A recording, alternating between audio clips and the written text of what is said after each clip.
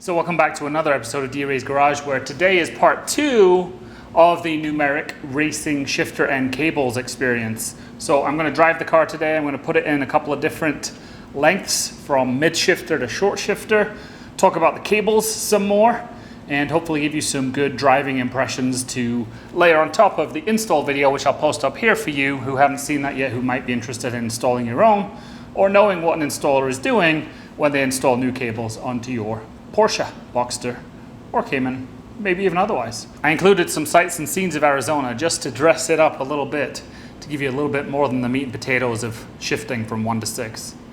Enjoy.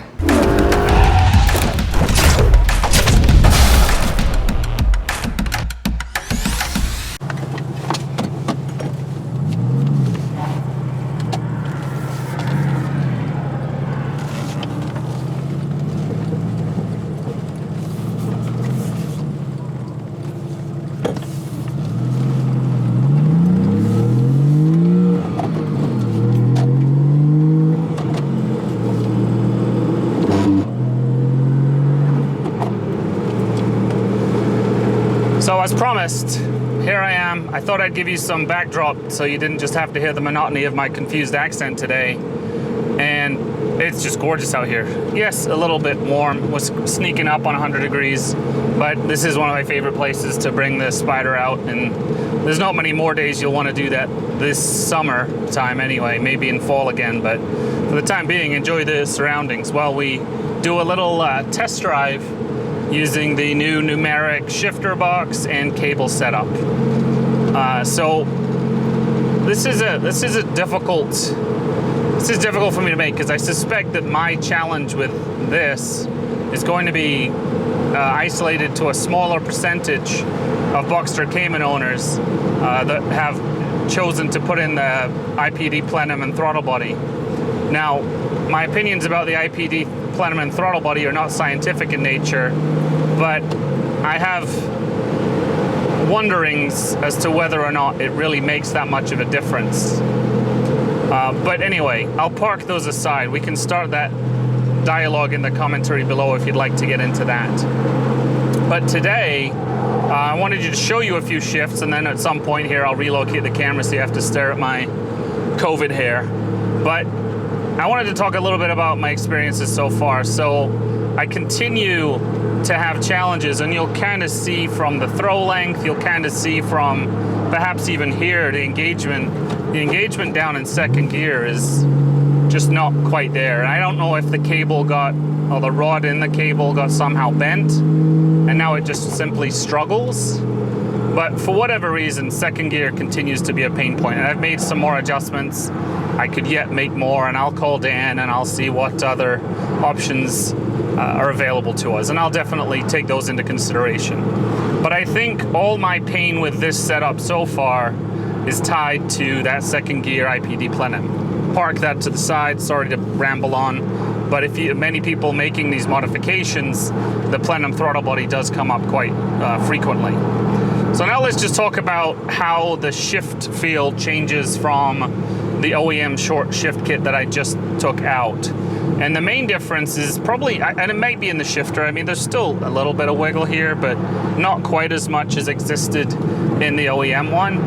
But the cables, there's a massive difference. And the main thing I could tell you is you have to make very positive shifts, meaning you've got to really kind of engage in the shift you're making.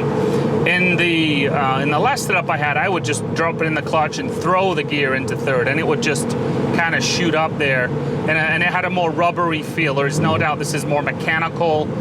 Bolt action is a term that gets thrown around, and I think you might hear some of that, although there's a lot of wind noise and engine noise around. I'll try and make some shifts here so you get more of that. So this is not ultimately the gear shift knob I'll be using. I'll be reinstalling the race thing. You will notice on my dash I have an airbag light. I'm currently attributing that to the fact that I have not reinstalled my center console, and there are some plugs that may be connecting some of the airbag from the seating up to the computer. So I'm gonna reserve judgment on that. I'm assuming that's just me not having put this whole thing back together yet.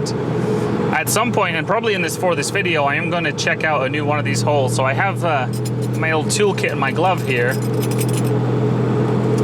So I think I'm going to pull over and I'm going to drop a notch on this and just see if the throw changes. Now, going into second, the throws here are, you know, they're medium length until I get down to second, and you can it just is not wanting to do it. It'll do it, but it's crunchy, and that's the best word I can use to describe it. It's a crunchy gear, and again, maybe that's just part of the rifle bolt action that comes with the cables. And I would just say, I'm not sure that was a change I was looking for. I'm completely sold on this part, and I'm still holding out judgment on this. And like I said, big asterisk. I don't know if part of my issue is potentially some bent rods in the cable, potentially just the plenum setup is just not really ideally suited. Well, hopefully I don't make the wrong kind of friends here, but I know you can see what I'm dealing with. Let me make sure I have permission to make this quick adjustment here real quick. Oh.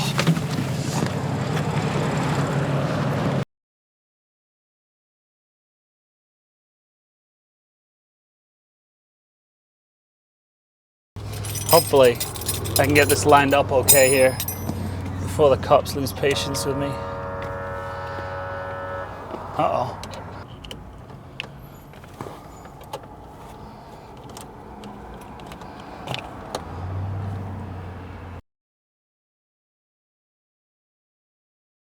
This has to be so precise. Oh, got lucky, went right in. Thank goodness, because I don't think the police want me here. All right, so we've moved it down. Hopefully I don't create a problem where I can't get into gear. Did I ever pick a place to turn around?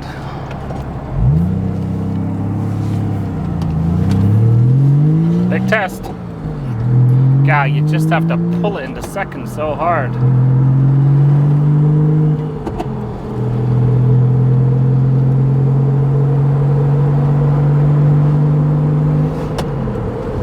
Just feels like that's the only gear that's giving me problems. So I think if you're looking for a short shifter that's very rifle bolt action, if it's very short and secure, I mean, every gear but second's absolutely slaying it. I mean, you can hear that, right? A to B, no problems.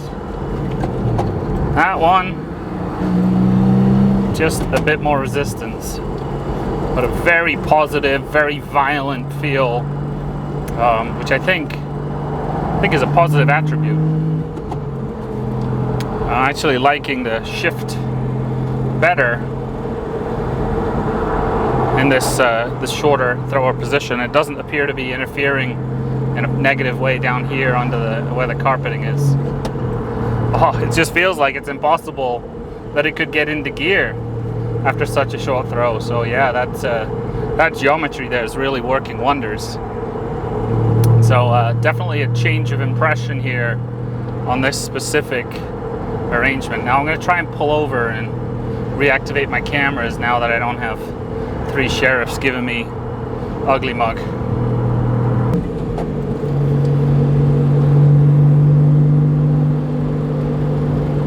Alright, let's open up the exhaust. Oh my gosh, that is so majestic. Please come across on film. That looks so good. Alright, let's open it up.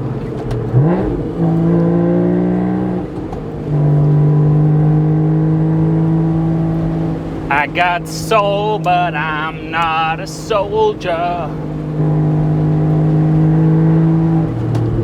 Yeah, those engagements up at the 1 and 3, they're just boom, boom. It's like you just even think about going there, you're there. So it's just these ones down 2, 4, and 6 where it just takes a little bit more pressure. You might not have to deal with that. So I am sorry, this could be inconclusive. But I am confident that the metallic nature of the shifter box, the more precise bearings, just the general quality of build in the box itself hands down no-brainer. I'd turn that off, you probably won't hear me. But as it comes to the cables, I would say this. Because it's a relatively painless job to change out the shifter box, maybe start there. Unless you're confident that that's what you're going for, that whole more violent, more positive engagement of gears, and you're not going to fight some intake stuff in the back, that might be for you. So I think that's where I'm going to draw my conclusions for the time being. Definitely a bigger fan of this shorter shift. I really do think that has made a difference and improved things. And yeah.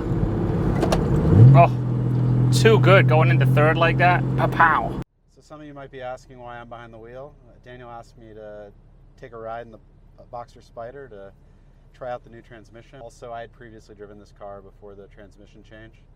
So we're gonna give it a shot and see how it feels and give a little bit of feedback. So initial impressions, first gear was pretty straightforward. Going into second, there's a little bit of a stop there. You kind of feel like you're not fully engaged, you hit a bit of a wall. I feel like if you're not jamming it in, it's not quite as mechanical feeling either if you kind of have a little bit of an easier touch with it. All right, so let's work our way through the gears here in second. Moving into third. Down into fourth. All smooth. The first thing I notice is how short the throws are and the clear mechanical action. You get a very verbal feedback from the linkage mechanism. I think that's the biggest distinction you'll feel from an ordinary transmission is you sort of replace the feel for the noise. And as you shift, you kind of hit a bump. You've got to pull through it, but it's real light. Whereas it feels like you're applying probably 7, 8, 9 pounds of force to get through it, maybe a little bit more. You feel like you're driving something that's more purpose-built. You definitely get the short shifts. You can definitely feel where there'd be a performance advantage, but the question really becomes, is that worth giving up the feedback you typically would get from a standard shifter? If you look at it, it's very well machined, it's high quality. The shifts are incredibly short if that's what you're looking for. Very direct. So as we come in the home stretch here, I think broad takeaway is if this is what you're looking for, and by this I mean a very direct kind of racing focused gearbox, I think this is a really good choice. It's of extremely high quality. It's easy to drive. You're not in danger of missing shifts. You know, this is the second gear issue aside, which is probably frankly just a particular issue given the install with the plenum on this car. I'm not really feeling anything particularly wrong with this. It is just different and it's very purpose-built. Me personally, for bombing around town, I'd probably take a standard gearbox or a short shift kit, an OEM short shift kit. So I am hoping to have given you some great 3D footage today, some great scenery of Arizona, some good thoughts about Numeric here, and I sure hope you consider subscribing, maybe like the video if you did, and comment below if there was something else you wanted to ask. Like many YouTubers, we do this to engage with you. We do this to hopefully give you an outlet for things you're passionate about that may not be in your immediate arena. So I'll stop going on, other than to say, be memorable, be well, be healthy, be safe, and I hope to see you on another one soon. Bye now.